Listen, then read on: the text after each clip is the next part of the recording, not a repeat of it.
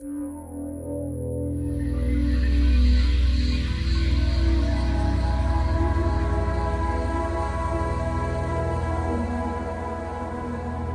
to AquarianRadio.com. AquarianRadio.com.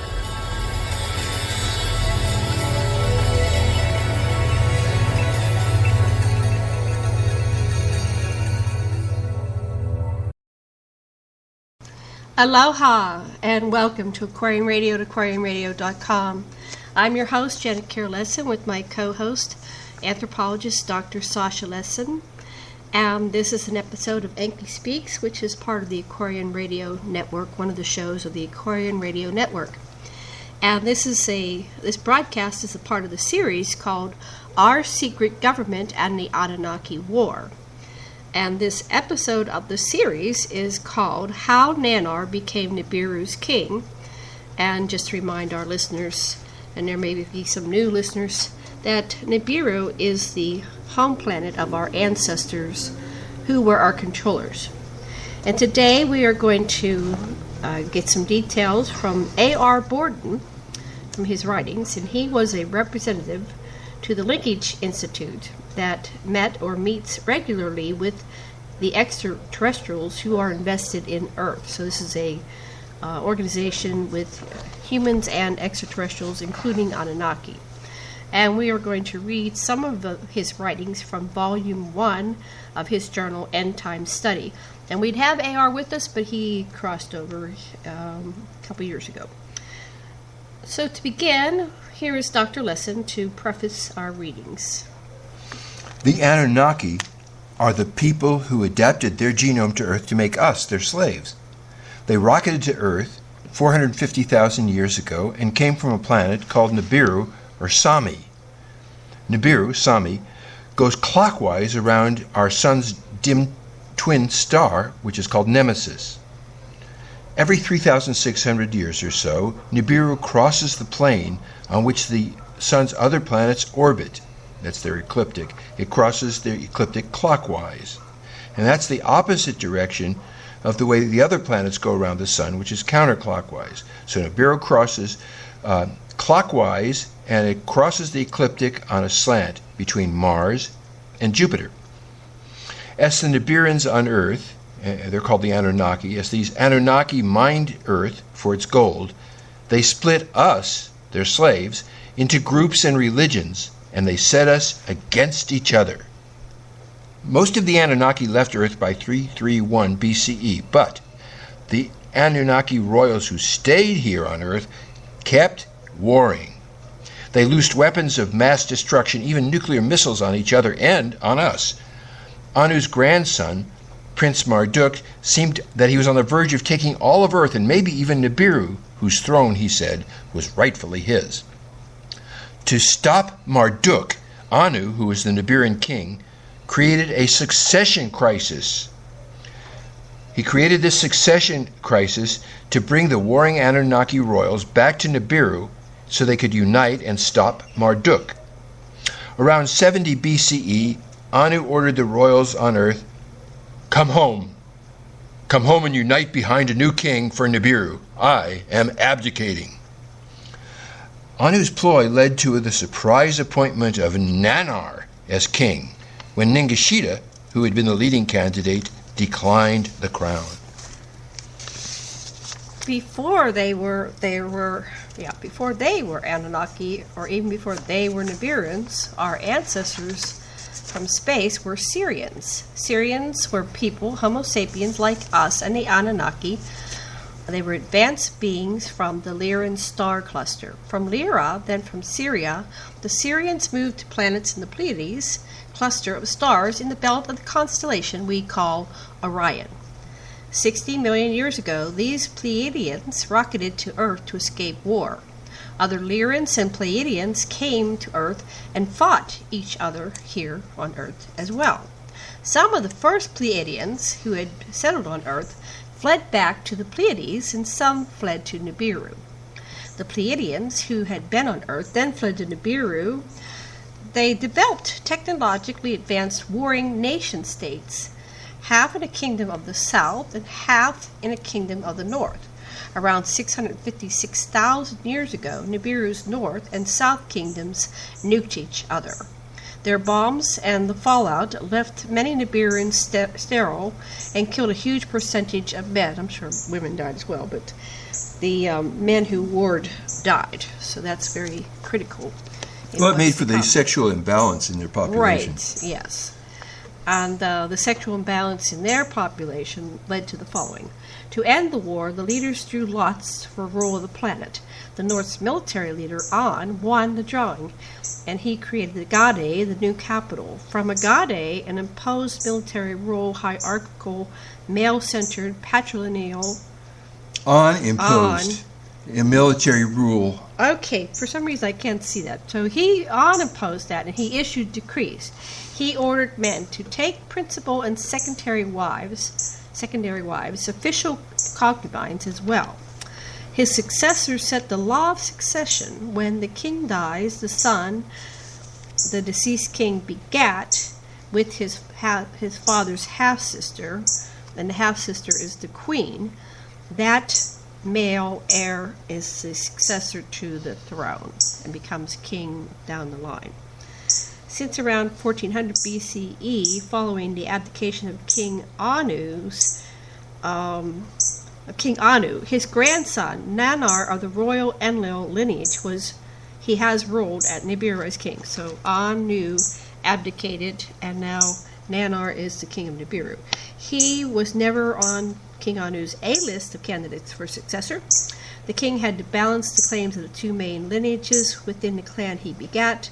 The lineage of, there's two main ones, Enlil, Yahweh, Nammur, Nammur.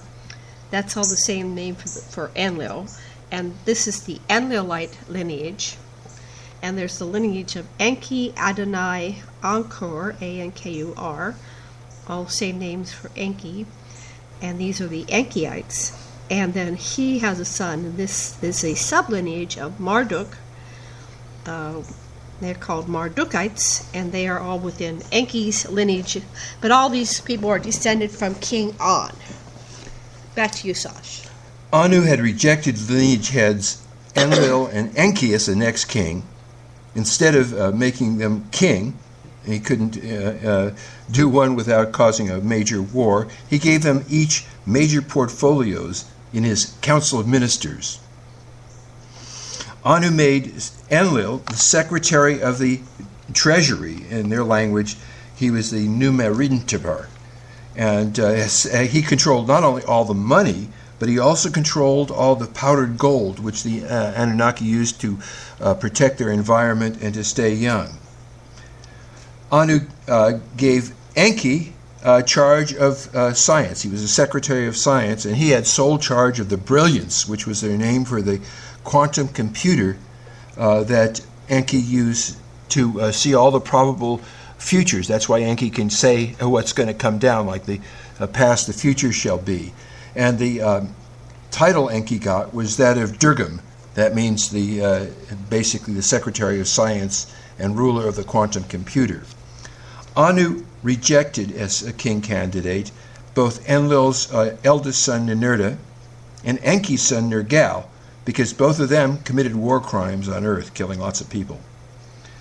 Anu gave Ninurta, however, great warrior, charge of defense and interplanetary affairs, and Ninurta's title was the Nunuursur, and basically Secretary of Defense. Anu chose Nergal, that's Nannar's son, to be his own personal diplomatic representative, and then he became the representative of Nannar when Nannar took the king office. Anu made Enlil's grandson, Utu, chief of all space operations. He was too young to be king anyhow. Anu had favored Ningishita because Ningishita's mother was Erishkigal, which was of Enlil's line, but Ningishita's father was Enki, who is head of the Enkiites. If he could appoint Ningishita as king, then both lineages, he thought, would be happy. So Anu distributed the portfolios to buy the loyalty and unify those that he chose, and to unify them against Marduk. A unified council would, he hoped, block Marduk's demand that he follow what he had promised, that he promised to King Alalu. Right, the promise to King Alalu was that the child that Enki and Damkina would create, the eldest son Marduk, would rule Nibiru. And so Anu made that pledge to Alalu, but he was taking it back, and Alalu was dead. So, okay, next page. Oh, my pages are out of order. Are they out of order?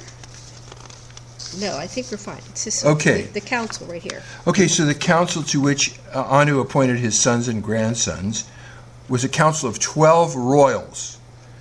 And these 12 royals act like a sounding board for decisions and policies they would reach after consensus. Their decisions then would go to the Aquila. The Aquila was the organization, sort of like our House of Representatives, where they worked on building consensus for the policies that that Anu and his Privy Council, the Council of Ministers, had already agreed on. Well, Prince Marduk argued that he, not Anu, should be the ruler of Nibiru. Marduk argued that when Anu deposed King Alalu, who had preceded Anu as Nibiru's king, he, Marduk, was the next lawful king, and that Anu had reneged on his pledge that Marduk would follow Alalu to rule the planet. Anu had seized the crown on Nibiru for himself. He then kept Marduk from authority on earth as much as he could. To block Marduk's growing alliance with us earthlings, Anu authorized Nannar to nuke Sinai, the spaceport there, so that Marduk wouldn't get it. And Anu also had Nergal bomb the allies of Marduk's son Nabu at Sodom and Gomorrah in Canaan. Okay, let's look at what our mentor here, A.R. Borden, has said about these events. Okay, let me get this reading here. The current king, Nannar, assumed kingship in the 1400s. The two clans vying for kingship, those who belonged to the clan of Ankor, which was formerly known as Enki, and the members of the clan of Nannar, Nammur, the formerly known as Enlil, actively and aggressively sought to promote one of their members. The king, stepping down, King An, sought to accomplish a bloodless, coupeless succession by having announced he would choose the next king on the merits of performance while on earth. The candidates on both sides, whom we on earth know as factions, the king stepping down was Anu, not Ankar. That's right, it's Anu. That was not It's on. wherever you that see was that. a typo. Yes. Okay. The candidates on both sides, whom we on earth. Or it also, they use it that Anu was now the An. That's how they use these That's titles how they do it too. Okay, the candidates on both sides, these are factions. Ankar's serpent faction and Nammur's, who is Enlil, clan of the ram. Oh, they were the Enlilites. Enki, Ankar, and Enlil Nammur. Yeah, that's who they were. Okay, Marduk and the Enlilites, the Ram clan, and the Nurtur also received negative royal considerations due to their participation in unlordly behavior while on Earth. That's nuking people. So they considered that a crime even though he ordered it. Yeah, they wired or they communicated, we've got to do this, and they put their position to Anu, who was on Nibiru, and he communicated back, okay, you got to do it. That's what, at least that's what Enki's memoirs say. Okay. We wasn't there, we don't know. We don't know. Okay, so Anu announced that he was planning on stepping down sometime before the birth of Christ, and there was a fast and furious exchange then with Nibiru. There was an exodus that people left Earth right away. Nannar, Enlil came, and Enki returned to Nibiru straight away to be with their dad, Anu, and to organize and conduct lobbying for each of them their own interests. So there we get Enlil's coming back and Enki's coming back, and they're organizing lobbying. Enki's sons, Marduk and Ningishita, and their families went back following the final closure of the smelting operation in Bolivia. Enki's son Nergal and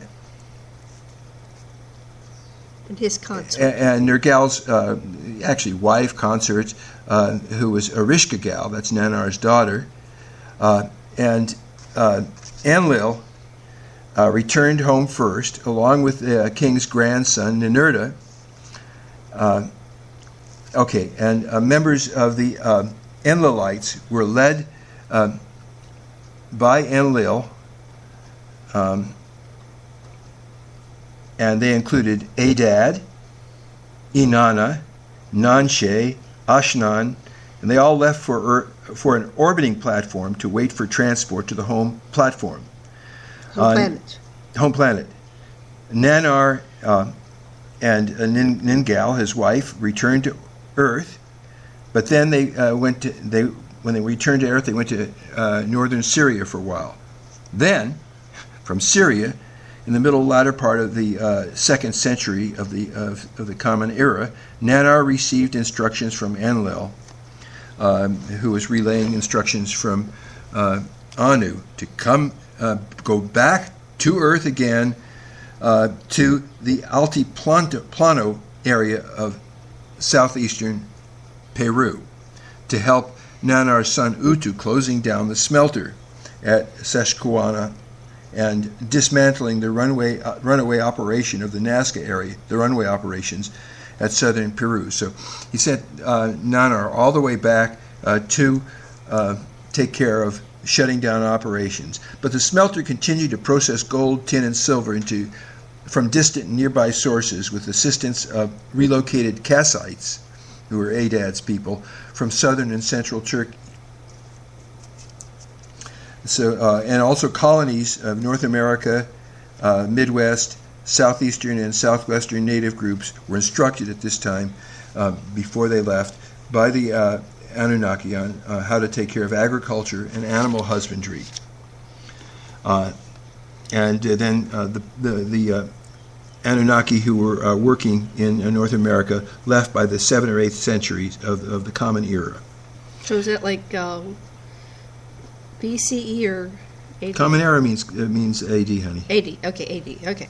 But the reason that they use this Common Era before Common Era is because not everybody is in this world is Christian, and not everybody dates everything from when Christ was born. Okay. Okay, so the heads of both clans, Enki, who is the oldest but not the legal heir, and Enlil, who was the royal heir by birth to an official consort who met the biogenic succession requirements, led their groups in seeking and securing appointments to the circle of power, that is, the royal circle of 12 ministerial level leadership. Both Enlil and Enki were so appointed then to serve at the king's pleasure in the start of what Borden calls the de facto kitchen cabinet, which was composed of the family and other trusted people of Niburu. So Marduk, a grandson of the king, a pretender to a presumed throne of earth, which according to him should be the equivalent to that of a kingship awarded to him from the king himself, and failing that, a contender to the kingship of the home planet.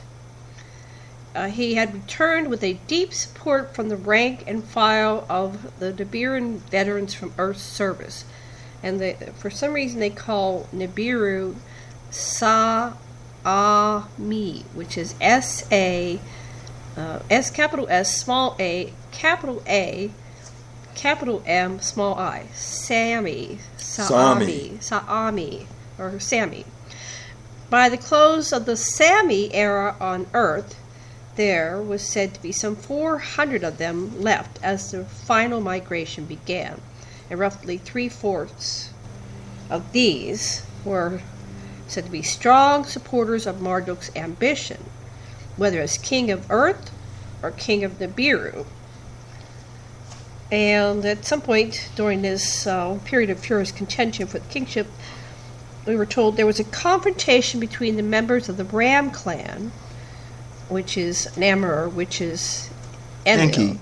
Oh, Enlil. Enlil, right, Enlil. Got to keep this cast of characters. And Marduk and his supporters. So, right here. Nannar. No, right here. Right here.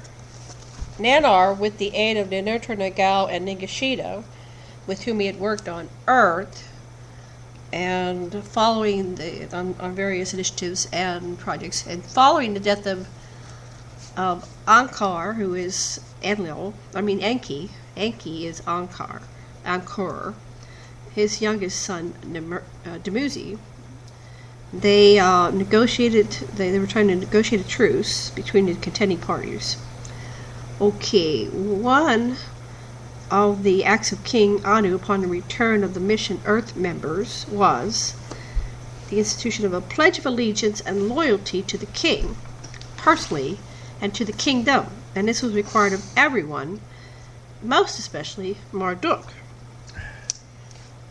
And Marduk's father sat on the earthly council of 12, so Marduk's father is Enki, and he did use this position to attempt shielding his firstborn from the anger of a growing number of members, including members of his own clan, particularly Nergal.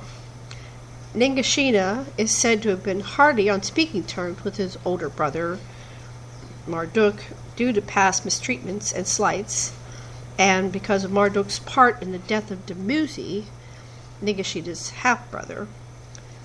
Marduk was exiled to the home planet sometime following his reign. Marduk was exiled, I said it wrong, to the home planet sometime following the reign as the second Egyptian divine pharaoh due to clashes with one or more members of the Ram faction. Upon his return to Earth, Enki's firstborn found his younger brother as the divine pharaoh of the second divine dynasty. So at this point, Ningishita is in charge. His name there is Thoth, but it's really Ningishita. Mm-hmm. And so Marduk is in exile. He comes back, and for the next 300 years, we get a war between Ningishita and Marduk until finally Enki says to Ningishita, "Hey, come on, son, move on. Let's build Stonehenge and some other groovy things." So I'll finish. Marduk managed to get Ningishita ousted and exiled to the New World first, and he went to American Southwest, Mexico, and the highlands of Peru and Bolivia. And then he went on to the Far East, where he met and collaborated with Utu in Japan. He went to coastal China, the Korean Peninsula, and the Asian highlands of Nepal and Tibet on tasks and projects with natives which are not disclosed to us. Marduk refused to give oath of alliance and loyalty to the king, and Marduk was placed in quarantine.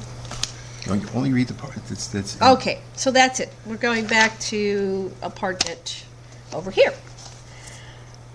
And the council, with the king's consent and approval, asked Marduk to leave Niburu, and he could not return to the soil of his birth. So he was born on Niburu.